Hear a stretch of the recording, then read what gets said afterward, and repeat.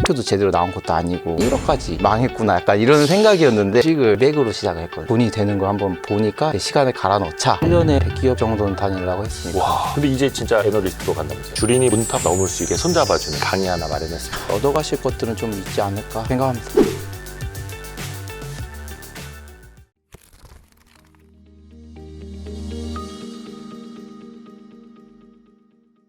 또 좀 고민이 드는 지점 몇 가지 좀 여쭤볼게요. 또 있어요?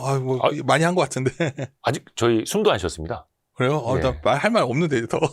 이제 막 이게 펜촉 이제 갈았습니다. 금, 은, 원자재도 좀 흔들리거든요.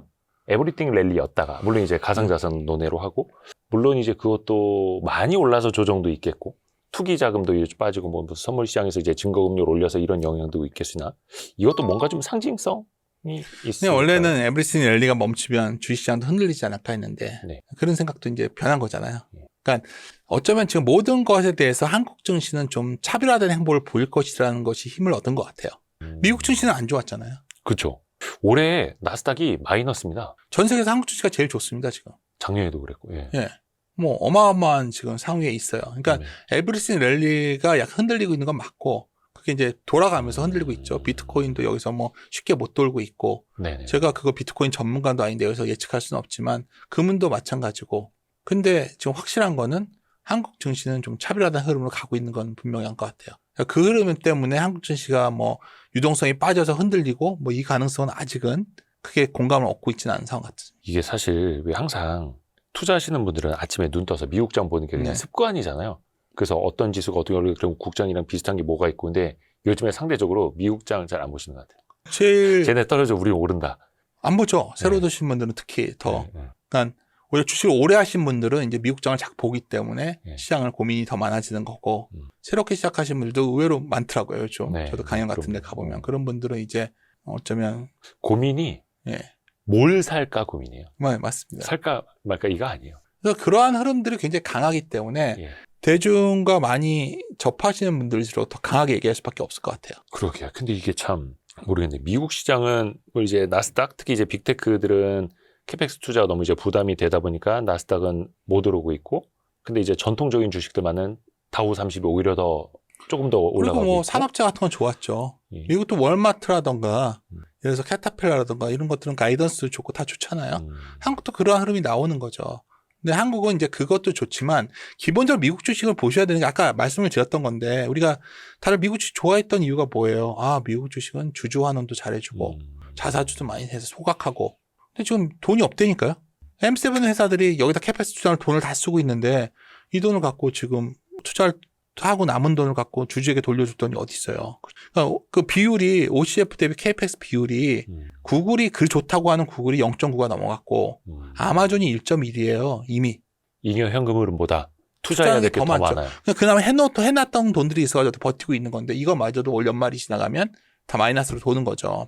그런 상황이 오니까 당연히 주식이라는 게 아까 말씀드렸지만 지금 시점에서 미래에 만들어낸 현금을 현가화시키는 개념인데 투자하고 남은 돈은 우리가 돌려받는 개념이에요. 그렇죠. 예. 배당이나 주주 환원은. 근데 투자가 너무 늘어나니까 결국 계속 말씀드리지만 현재 이 사이클로 보면은 미국 주식과 한국 주식은 다르게 가는 게 맞고 한국 주식은 오히려 버는 돈을 더 주주 환원을 해주고 있으니까 더 좋아지는 게 맞는 것 같고 네, 이러한 흐름은 이제 굉장히 동의하는 부분인데 여기서 고민은 지금 이러한 흐름이 계속 지속되면 이렇게 되겠죠.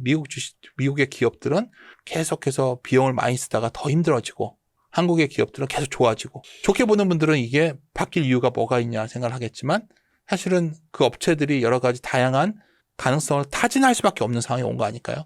그리고 그 변화의 시장은 이거로 봐요. 저는 Q사이클이라는 게 시작됐다 보는 이유가 예를 들어서 삼성전자와 하이닉스도 뭔가 그에 대한 대비를 시작한다는 여러 징후가 있거든요. 그렇다면 마냥 그 마진을 유지해서는 안 된다는 생각을 갖고 있는 거죠. 마진을 포기하더라도 아니 장기적인 관계를 원하지. 그러니까 우리가 공급 초과가 지금 많은 분들이 뭐 여기서 오해들 하시는 게 마스크 코로나 때 마스크 사건처럼 무슨 물건이 전혀 없는 게 아니라 지금 부족한 물량이 한 10% 정도거든요. 그렇죠. 그게 가격을 뛰게 만드는 거죠. 10% 때문이에요. 10%. 예. 그러니까 그 물량을 어떻게 하냐의 싸움에 들어간 거죠 지금. 네네. 그거는 몇 가지를 통해서도 해결할 수 있는 부분이거든요. 근데 그 움직임이 시작되는 거냐가 중요하고 다른 거 먼저 최악의 악재는 하나 알고 있어요. 최악의 만약에 중국의 업체들의 장비들이 약간 들어가게끔 허용이 되면 미국이 첨단 장비요? 완전 첨단이 아니어도 네네네. 그러면 이제 굉장히 상황은 달라지겠죠. 중국의 수율이 떨어지는 거는 장비 때문이잖아요. 예. 우리의 기술 격차는 다른 말로 하면 장비 격차잖아요. 네. 그러면 미국 입장에서 좀 뭔가 자기들의 기업들이 굉장히 힘들어졌을 때 이러한 시나리오도 가능성은 매우 희박하지만 많은 분들이 이 말하면 미국과 중국이 소위 패권 전쟁 중인데 그런 일이 일어나겠습니까? 세상 일은 모르는 거예요. 쥐었다 풀었다 하니까요 또. 그렇죠. 그래서 뭐 저는 오히려 그런 부분들에 대한 항상 제일 불안한 건 예기치 않은 위험이거든요. 예기치 않은 위험이 뭐가 있냐 그때 누가 물어봐서 이 말씀을 한번 드린 적이 있는데 뭐 이건 크게 생각하시지 말고 그냥 상상할 수 있는 것 중에 하나 정도로 생각하시면 좋겠어요. 근데 일단은 Q 사이클을 좀 봐야 한다라는 말씀. 근데 그 Q 사이클이라고 하는 건 삼성전자나 하이닉스가 어느 정도 마진율이 이제는 떨어지더라도 원체 많이 올라왔으니까 DRAM 가격을 이제 목 뻣뻣하게 이렇게 2배, 3배로 팔 게 아니라 어차피 내년에도 같이 장사해야 되는 상대방이니까 그것을 이제 P보다는 P를 내주고 Q를 얻는다. 그러니까 우리가 P를 내줘, Q를 내줘야 안정적으로 갈 수 있는 거죠. 이제 여기서부터 새로운 평가의 기준이 생길 거예요. 근데 다시 말해서 80% 마진은 말이 안 되는 거예요. 이것은 영원히 지속될 수 없는 겁니다. 뭐 엔비디아가 아닌 엔비디아도 그 정도 아니죠. 뭐 그러니까 엔비디아 TSMC도 뭐 한때 뭐 70%, 60% 60% 정도죠. 네. 그러니까 60% 정도 유지하면 구조적 성장주가 될 거라고 말씀드렸던 거예요. 그래서 그 내려오더라도 그걸 지켜주냐의 관건이죠. 근데 그걸 우리가 구조적 성장에서 우리밖에 공급할 수 없어야 되는 건데 마이크론 테크도 늘리고 예를 들어서 뭐 여러 가지가 늘려서 한다면 우리도 쫓아갈 수밖에 없는 게 소위 메모리 산업에 아직 가지고 있는 한계 아닌가요?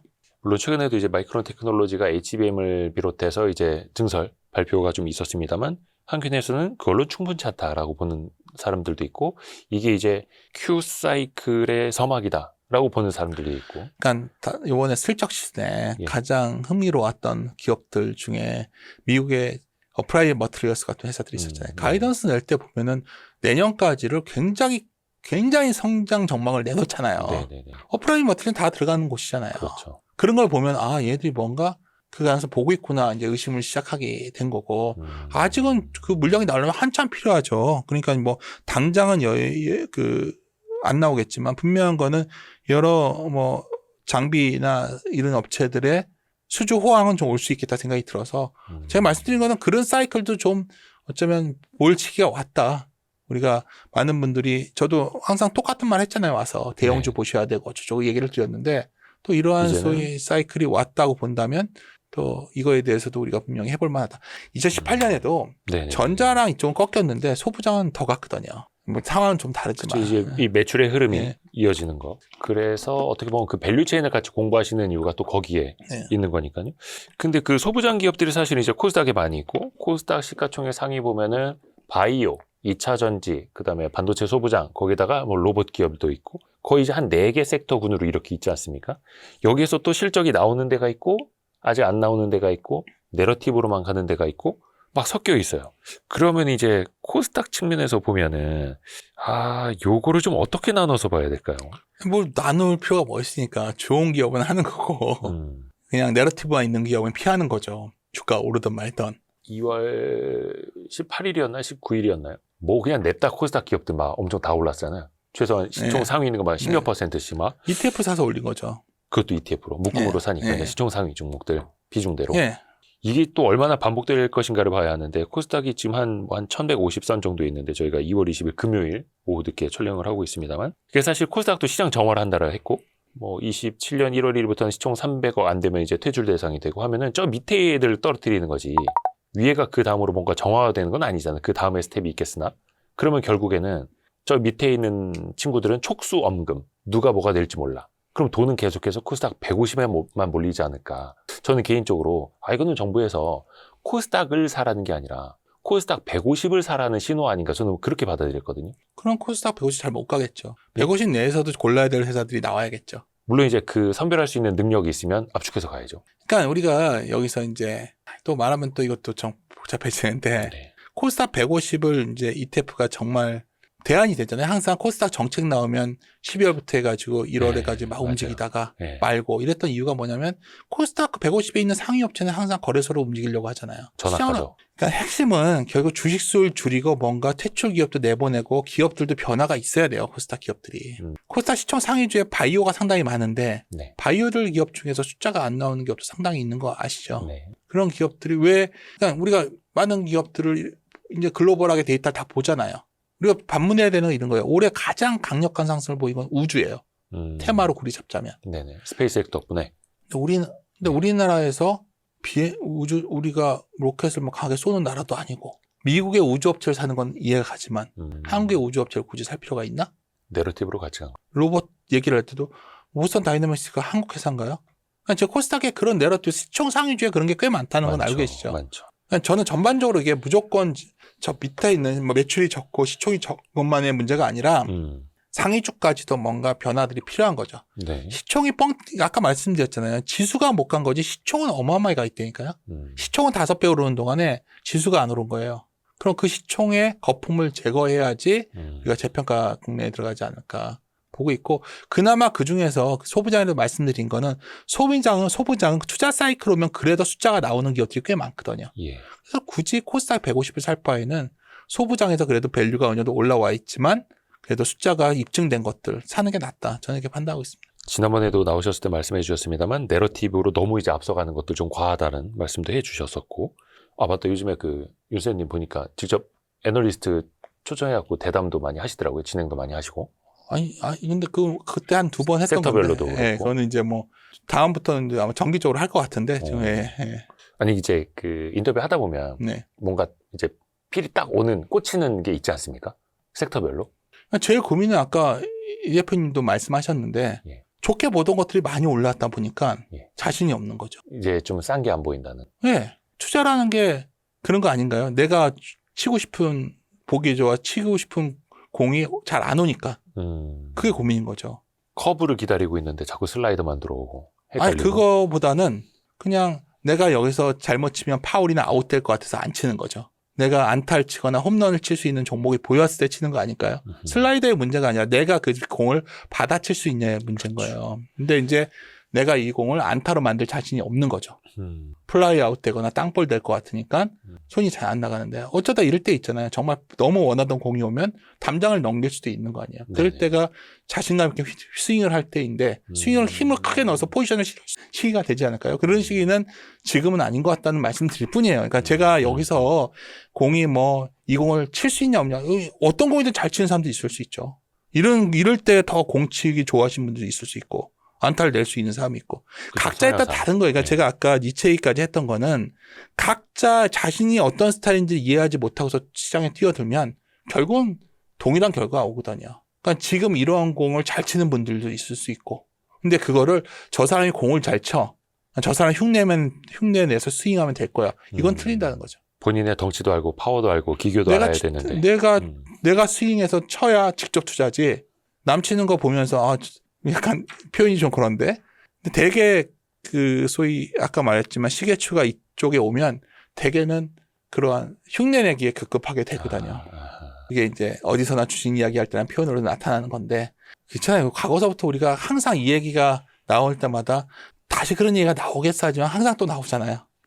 그러게요. 요즘 하도 그냥 스쳐도 홈런이 많이 나와가지고 더 많이 또 흔들릴 수 있을 테고. 아까 참 저는 인상 깊었던 표현 중에 하나가, 미국은 주주 환원이 줄어들고 한국은 또 기업들이 돈을 많이 버니까 또 주주 환원이 이제 좋아지는, 이게 사실 1년 전만 하더라도 완전히 이제 반대였는데 상황이 또 달라졌습니다. 이게 또 이제 국장하고 이제 미장 하시는 분들 입장에서 보면 이제 뭐 RIA 계좌도 나온다고 하고 세제 혜택도 준다고 하고 이제 미장 팔고 국내로 들어오라고 하는 건데, 또 뭐 2월까지 데이터 보면은 오히려 또 그 미장 투자 금액은 또 늘더라고요.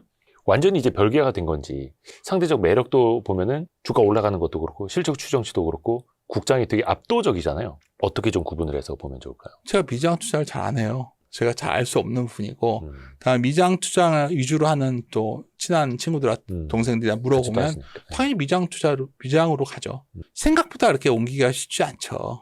하던 대로. 그럼요. 뭐 이런 고민 아닐까요? 부동산 자금도 마찬가지예요. 부동산, 저도 계속해서 부동산 자금의 머니 무브 얘기를 하고 요구불 얘기 빠져나오는 걸 얘기하는데, 정부에서 걱정하는 것도 이거 아닐까요?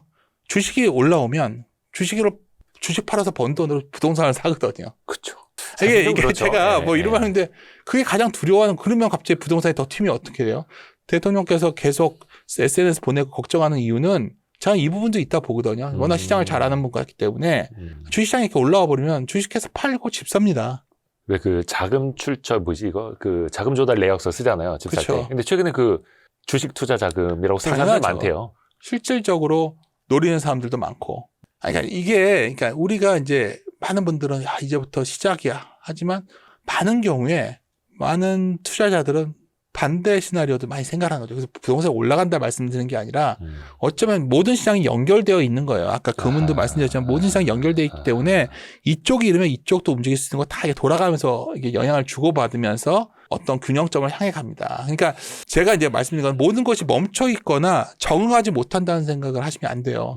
주식 투자 시장은 합리적으로 기대하는 사람보다는 적응적 기대하는 사람. 적응적 기대라는 게 뭐냐면 진화론적인 생각을 가진 사람들이 살아남는 곳이에요. 그렇죠. 그 사람들의 특징은 뭐냐면 변화하는 환경에 어떻게 하는지 변색을 해서 적응합니다. 그래서 그러한 시각에서 바라보셔야 되는 것 같아요. 그러니까 저는 최근에 이제 항상 그래요. 뭔가 선명하고 뚜렷한 얘기가 굉장히 편해 보이지만 확실한 세계에는 사실 뭐 먹을 게 없다. 예, 그런 경우가 많죠. 지금 불확실성이라는 게 한문으로 바꿨을 때 가장 잘 표현된다고 기회와 위험이 공존한다는 표현을 쓰잖아요. 네. 그래서 이제 그러한 시각에서 시장을 바라보기 시작할 때가 왔다. 근데 저는 계속해서 주식 시장에 오래 있었기 때문에 여전히 저는 주식을 선호하는 사람이지만 참고적으로 저도 부동산을 이렇게 싫어하지는 않기 때문에 부동산도 항상 보죠, 부동산 시장을.